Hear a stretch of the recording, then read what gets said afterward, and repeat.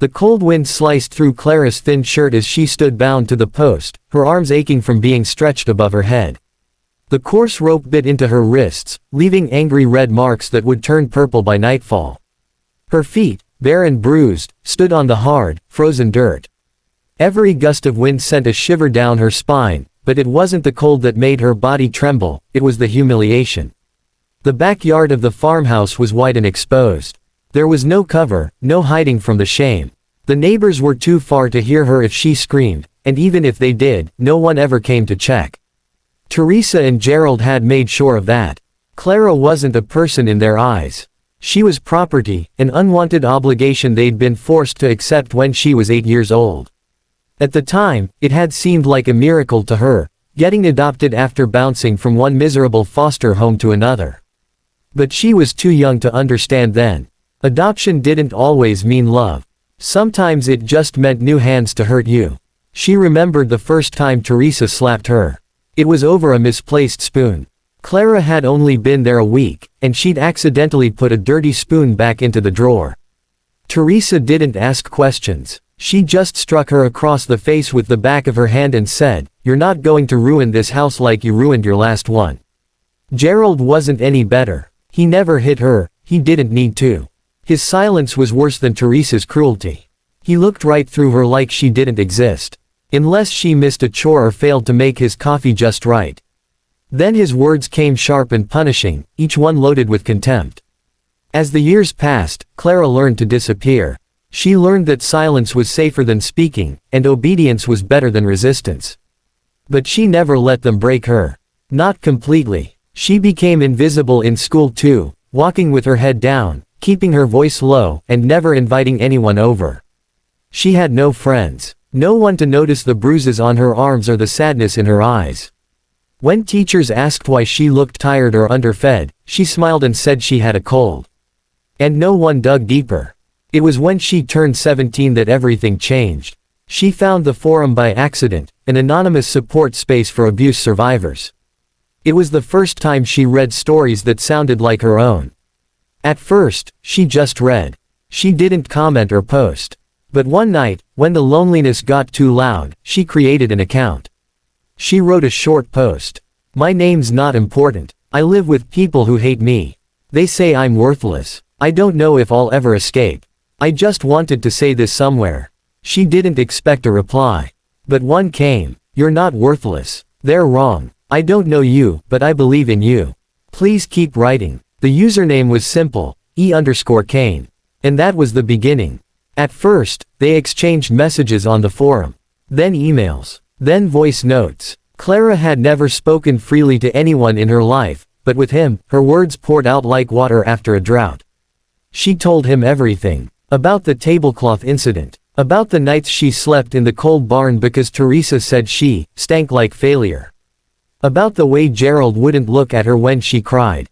And Ethan listened. He never pushed. He never judged. He just listened, and then told her something she had never heard before: "You matter." The more they talked, the more Clara learned about him too. He ran a tech company. He was young, sharp, driven. His company had exploded during the pandemic, and by the time he was 28, he was already a billionaire. But he was different from what she thought a billionaire would be. He wasn't arrogant. He wasn't flashy. He was gentle, thoughtful, and lonely in his own way. "You're the only one who talks to me like I'm just a person," he told her once. She smiled in the dark of her room, hidden beneath a blanket, whispering back into the recorder. "Maybe that's because you are."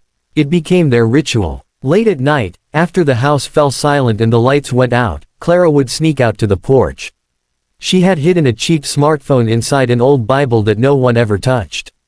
It didn't have a SIM card, it only worked on Wi-Fi, and she carefully hacked into the neighbor's signal with a trick Ethan had taught her. Every night, she'd sit under the stars and talk to the one person who made her feel alive. One night, Ethan's voice was serious. "Clara," he said, "this can't go on forever. I can't sleep knowing you're there, suffering like this. Let me come get you." She panicked. "No, Ethan, if they find out, they'll kill me." "I know they will." There was silence for a beat. "Then promise me this," he said. "If things ever get worse, if it's life or death, you'll send me one word." Just one. And I'll come. What word? She asked. Run. She never thought she'd have to use it. But that morning, everything snapped. She had been working in the kitchen for hours, scrubbing pots and floors while Teresa smoked on the porch. Clara had just finished wiping down the table when the teacup slipped. It hit the ground and shattered. The silence was deafening. Teresa walked over slowly, picked up the white lace tablecloth that had a faint tea stain, and held it like it was a priceless relic. Do you see what you've done? CL. Ethan Kane stepped out of the matte black SUV, his polished leather shoes landing softly on the gravel driveway of the farmhouse that matched every image Clara had secretly sent him. The house looked even more lifeless than he imagined, peeling paint, rust-stained gutters, and windows that stared blankly back at him like hollow eyes. A crooked swing creaked in the wind, hanging from a tree that had long since stopped blooming. The cold morning air bit into his skin, but he didn't care. His eyes searched, scanning the property until they landed on her. There, tied to the post in the open backyard like some unwanted animal. His chest clenched. Clara. She looked smaller than he remembered from their video calls. Her frame was thin, her dark hair tangled by the wind. Her head hung low, face hidden, her body trembling in the cold. But even from this distance, he could feel the heaviness in the air. The cruelty, the neglect, the years of silence. It was thick in the ground beneath his feet. His heart thundered as rage began to boil inside him, quiet, cold, and sharp.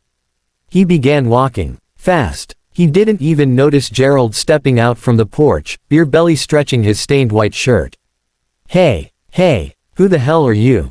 Gerald barked, stepping off the wooden steps with false bravado. Ethan didn't answer. Gerald moved to block his path. I said, who are?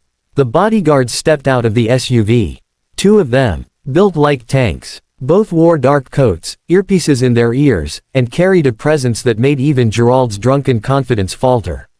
Ethan moved around him like he was a shadow. Wait a minute, what the hell's going on here? Teresa shouted from inside, storming out in her worn slippers and a housecoat. She froze when she saw the black SUV, the suited men, the tall stranger walking across her lawn with fury in his stride. And then she saw Clara. Her eyes widened. What is this? She demanded. You can't just barge in here. This is private property. Ethan ignored them both. He reached Clara. Her eyes fluttered open, heavy with pain and exhaustion. Her lips were cracked. Her cheeks were red from the cold. But when she saw him, really saw him, her eyes welled with tears, and the faintest, smallest smile touched her lips. Ethan, she whispered. He dropped to his knees in front of her without a word, his hands already working to untie the rope. It was tight, and the knots were harsh, digging into her skin like claws. His fingers shook, not from nerves, but from fury. When the final knot slipped loose, Clara collapsed forward into his arms. I got your message, he whispered, wrapping his coat around her. You don't ever have to go through this again.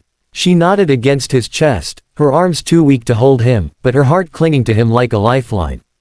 Behind them, Gerald took a step forward, trying to assert control again. What do you think you're doing, you fancy suit wearing? Ethan turned around slowly, his expression deadly calm. Don't finish that sentence. Teresa tried to step in too, flailing her arms. She's our responsibility. She's been unstable since she was a kid, always making things up. You don't know what she's capable of. Ethan stood up with Clara in his arms, holding her like she weighed nothing. I know exactly what she's capable of, he said. Surviving you. Teresa's jaw dropped. You can't just take her, there are laws, there are rules. She's 18, Ethan said, his voice like ice. You have no legal authority over her anymore. But don't worry, I've brought the law with me. As if on cue, a second SUV pulled up behind Ethan's. From it stepped two uniformed officers, one male, one female, and a stern-looking woman in a gray suit holding a thick file in her hands. Child welfare. The kind that made grown adults go pale. The female officer addressed Teresa calmly but firmly. We received an anonymous tip last week. Miss Clara Adams has been under surveillance. We've documented every injury, every report of neglect, every missed medical record. You're lying, Teresa shouted. We've taken care of her for years. She's manipulating all of you. The woman in the gray suit stepped forward. Really? Then would you care to explain this? She held up a tablet, tapping the screen. A video began playing. Teresa's own voice filled the air. "You're a waste. No wonder your real mother didn't want you.